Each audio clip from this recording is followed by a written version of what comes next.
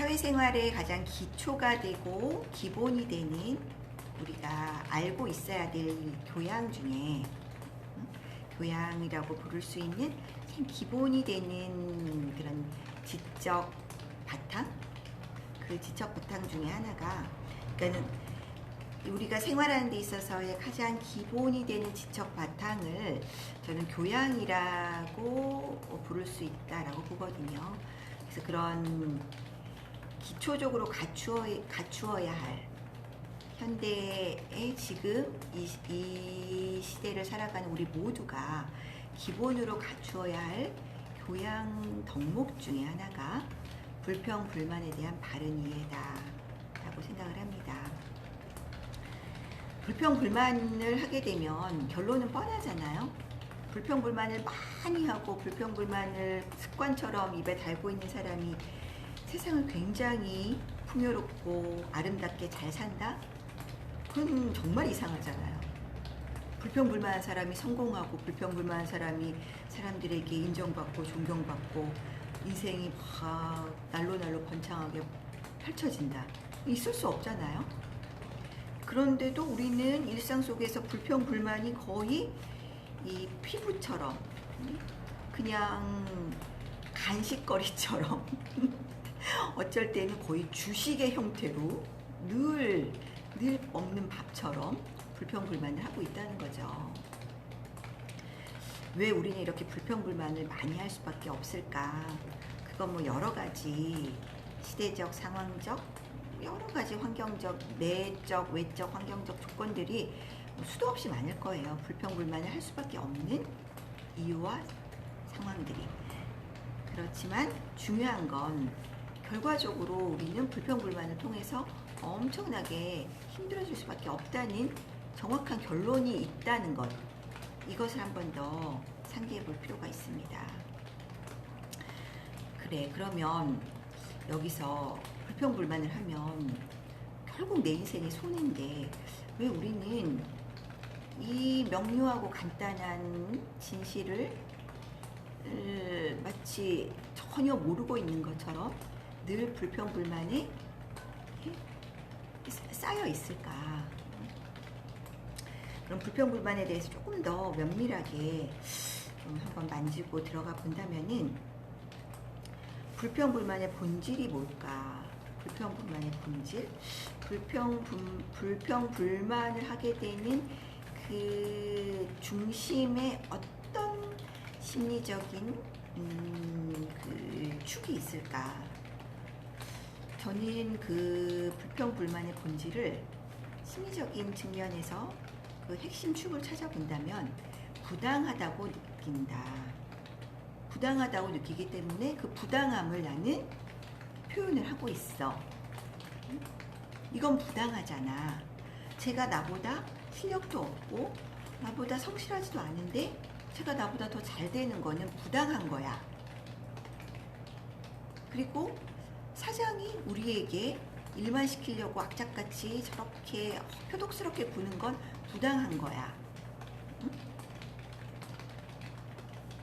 모든 불평불만은 부당하다고 느끼는 이 내면의 외침으로부터 결국은 그 부당하다고 느끼기 때문에 그 부당함을 표현하는 것, 그게 불평불만으로 쏟아져 나오는 것이 아닐까라고 보거든요.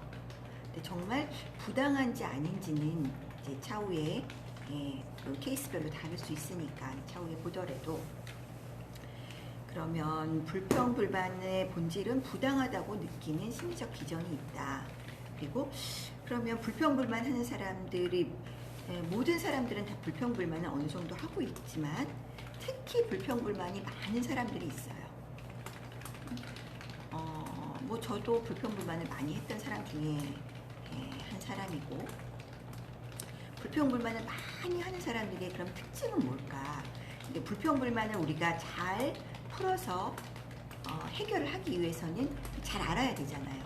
그래서 본질에 대해서도 한번 짚어봤고, 그리고 또 하나, 그럼 이 불평불만을 하는 사람들의 또 특징은 뭘까? 또 불평불만을 잘 안 하는 사람들은 또 어떤 특징이 있을까? 뭐 이런 부분들을 좀 대조해서 한번 본다면, 일단 안 하는 사람들에 대해서는 드러나지 않으니까 선명하게 이렇구나 저렇구나를 이렇게 좀 정리하기가 애매한 것 같아요. 일단은 불평불만을 안 하는 사람들은 자기 삶에 상당히 만족하고 있는 사람들이다. 부당함을 상대적으로 덜 느끼는 사람들이다 라고 봤을 때, 그러면 상대적으로 부당함을 많이 느끼는, 그래서 불평불만이 많을 수밖에 없는 사람들의 특징은 뭘까? 저의 결론은 굉장히 똑똑하다. 그런데 약하다. 그래서 이 두 조합을 하나의 단어로 어떤 좀 구체적인 명사로 표현을 해본다면 똑똑한 약자. 똑똑한 약자들이 불평불만을 굉장히 많이 한다.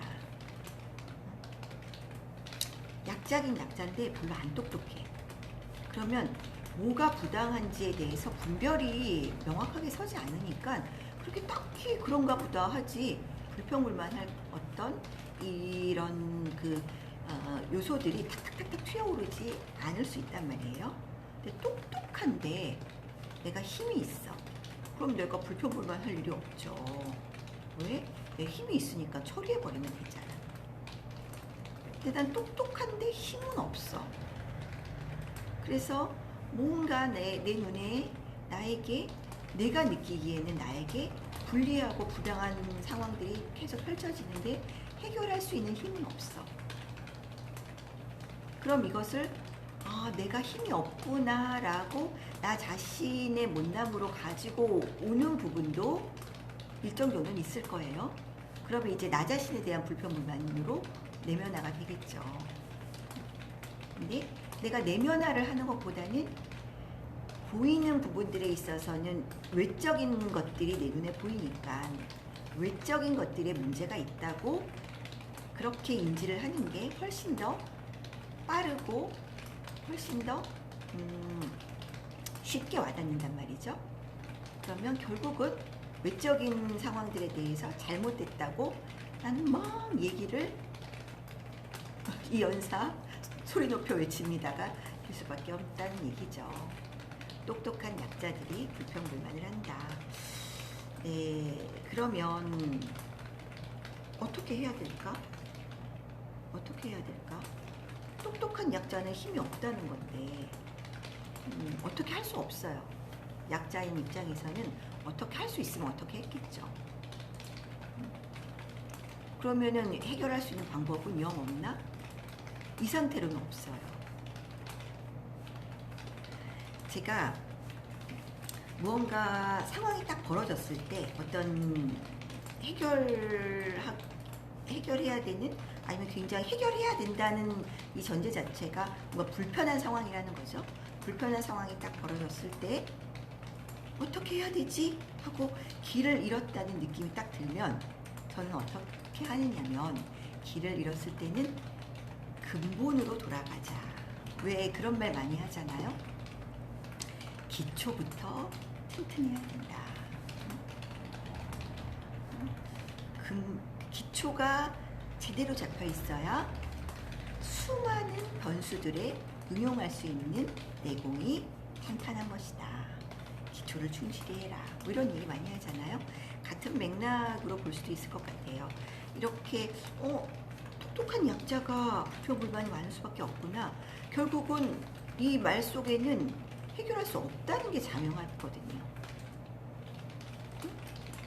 똑똑하고 힘 있으면 해결이 되는데 약자야. 불평불만 하는 사람들은, 똑똑하고 힘 있는 사람들은 해결하지 불평불만 할 필요가 없어. 결국은 해결할 수 없는 상황에서 불평불만이 나온다는 건데, 그럼 불평불만을 하는 우리들은 이것을 해결할 수 없는다는 것으로 자명하게 결론이 나는 건가? 그럼 어떻게 해야 돼? 불평불만을 계속하면서 살아야 돼? 결론은 뻔한데 엄청나게 힘들어진 상황들이 반복해서 연출이 될 텐데 어떻게 해야 되지? 이럴 때는 근본으로 돌아가자. 제가 말하는 여기서의 근본은, 우리는 이 세상에 분명히 이유가 있어서 왔다.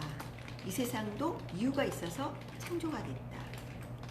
3차원 세계가 이유가 있어서 창조가 됐고, 물질계가 이유가 있어서 창조가 됐고, 또 이곳에 이 나라는 존재가 이렇게 몸으로 존재한다는 것 자체가 이유가 있는 것이다. 이렇게 근본으로 돌아갔을 때 거기서부터 다시 시작을 해보는 거죠. 이렇게 근본으로 돌아갔을 때 다시 시작을 하는 그 시점에서 우리 스승님께서 알려주신 법의 근본 자리에서 다시 조명을 해보면 불평불만을 할 자격은 어느 누구에게도 없다라고 말씀 주셨어요. 불평불만을 할 수밖에 없는 상황인데 왜 어느 누구에게도 불평불만을 할 자격은 없다라고 말씀하셨지? 할 수밖에 없는 상황이라서 불평불만을 나는 지금 불평불만을 할 수밖에 없는 똑똑한 약자이니까 불평불만이 나오겠지만 그건 내 사정이고 우주의 대원칙에 준해서는 불평불만할 수 있는 그런 권리나 그런 자격은 어느 누구에게도 없다. 이게 법이다. 불평불만을 할 수 있는 자격과 권리는 그 누구에게도 없다. 왜 없는 것을 나한테는 일어나고 있을까? 할 수 없는 일을 왜 나한테는 이런 상황들이 만들어질까?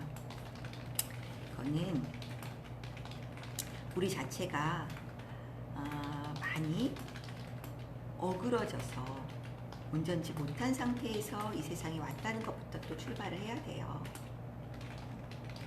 상황을 정확하게 인지하고 분별할 수 있는 능력 자체가 처음부터 부재한 상태에서 좀 거칠게 표현하면 망가진 상태에서 세상에 왔기 때문에 바르게 인식할 수 없는 오류에서 인생이 시작이 되어졌다는 것이죠. 일단 첫 번째 원칙은 불평불만할 수 있는 자격과 권리는 그 누구에게도 없다. 이것부터 한번 풀어보도록 할게요. 왜 없을까? 그것은 이 이야기를 하기 전에 방금 전에 이야기한 부분, 우리는 망가진 상태로 여기에 왔다. 망가진 상태로 왔으니까 망가진 상태로 왔다는 거는 그러면 다시 회복하기 위한 어떤 장치들을 만들어서 왔겠죠. 망가진 상태로 그냥 던졌다? 망가졌으니까 그냥 다 폐기 처분하려고 보낸 건 아니라는 얘기니까. 폐기 처분하려고 던졌으면은 이런 어떤 역사나 상황들이나 계속해서 진화 발전하는 이런 여러 가지 이 과정들이 일어날 필요가 전혀 없었을 것이고, 이런 여러 가지 상황들이 일어나면서 끊임없이 진화 발전해왔다는 것은 무언가 분명한 목적성이 있는 것이고, 그 목적성은 망가진 우리 자신을 온전하게 회복하기 위해서 우리는 이곳에 이렇게 함께 강림하셨다는 겁니다. 강림했다. 우리는 망가진 우리를 회복하기 위해서 왔다는 거예요. 근데 망가진 우리 영혼, 우리 자신, 그러니까 이 몸은 우리가 쓰고 있는 방편이라고 봤을 때 우리의 본질은 우리 자신, 스스로 있는 신. 그것을 저는 스승님께로부터 영혼이라고 배웠어요. 나의 본질, 나 자신은 영혼이다. 우리 망가진 영혼을 다시 원상복귀시켜서 회복하기 위해서 우리는 모두 함께 이 프로젝트를 완성하기 위해서 팀워크로 이곳에 굉장히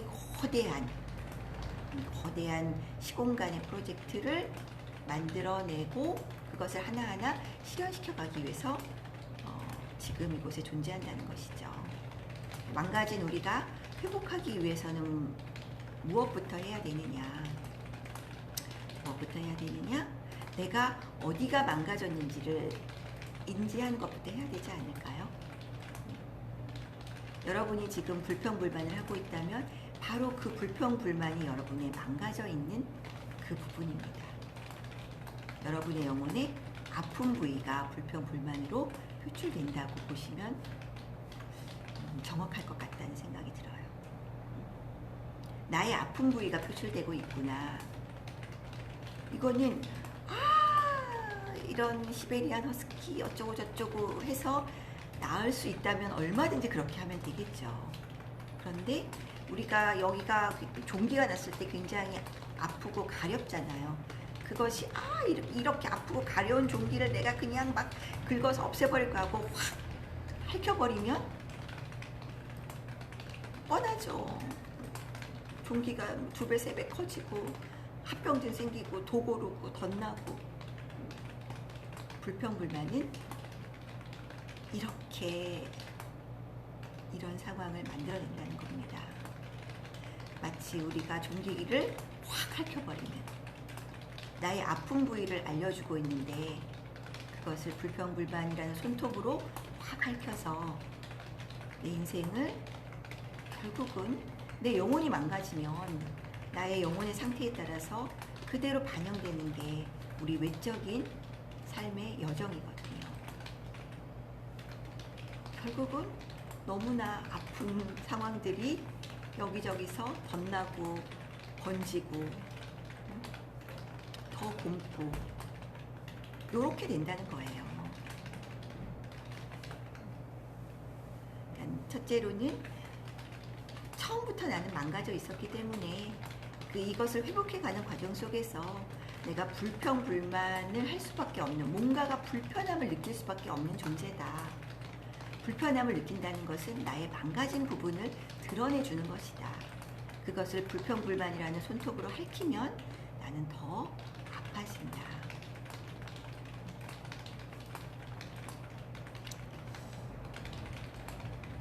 이 아픔을 하나하나 치유할 수 있고 정상으로 건강하게 되돌릴 수 있는 그런 바른 가르침들, 그리고 약을 잘 써야겠죠. 우리가 아플 때는 약을 잘 써야 돼요. 근데 이 약이 꼭 병원에 가서 주사를 받고 막 독하고 쓴 약을 입에다가 막 쑤셔 넣고 이것만이 약이 아니라,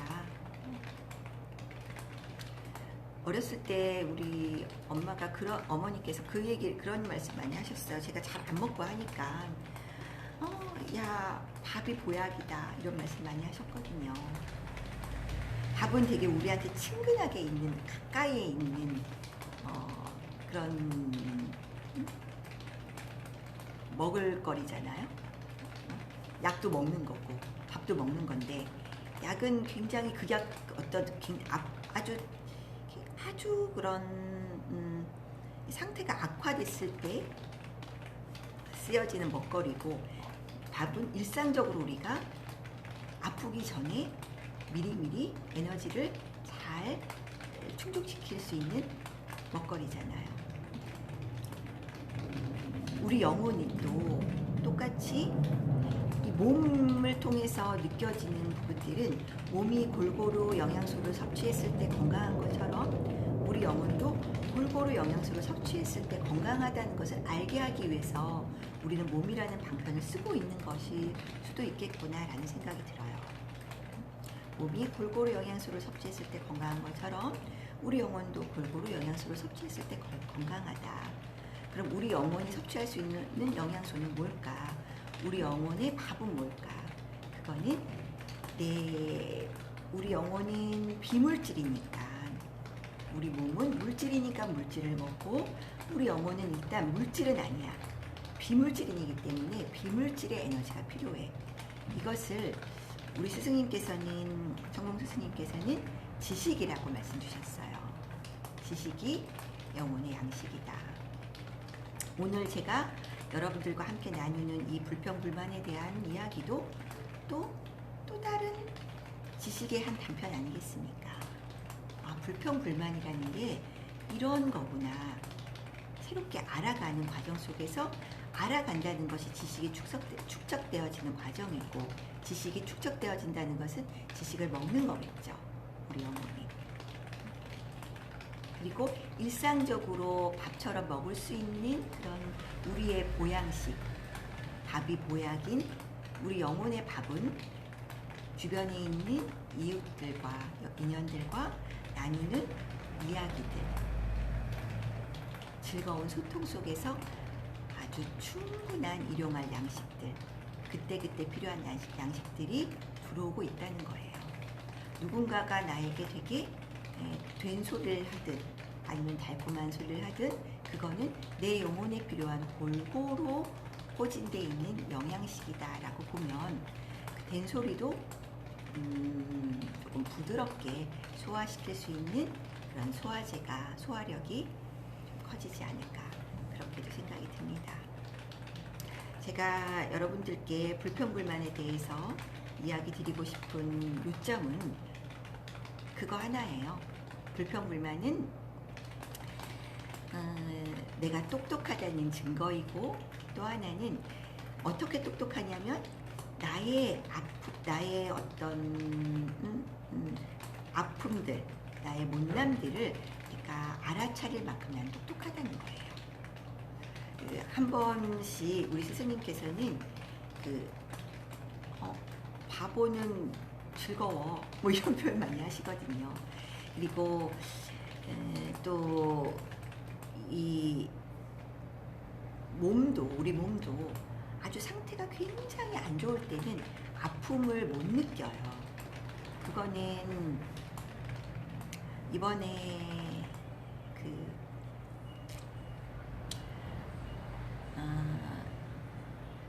아주 어린 유아가 되게 큰 고통을 받는 그런 사건이 있었잖아요.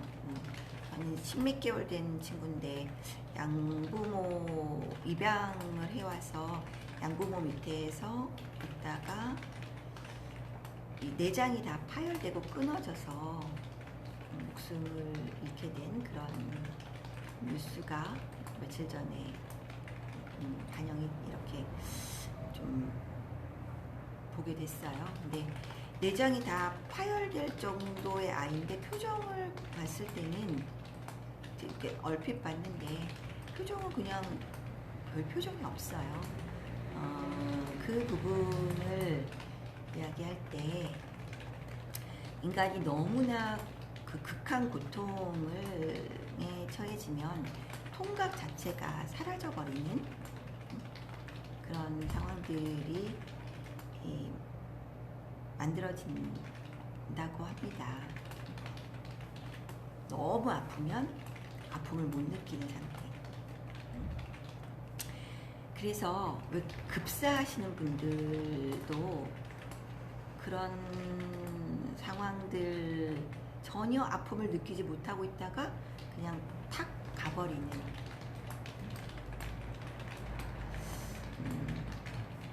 아픔을 못 느끼는 것은 아주 건강한 상태이거나 아니면 아픔을 느낄 만큼의 그 상황도 벗어나 버리는 상태일 수도 있다는 거예요.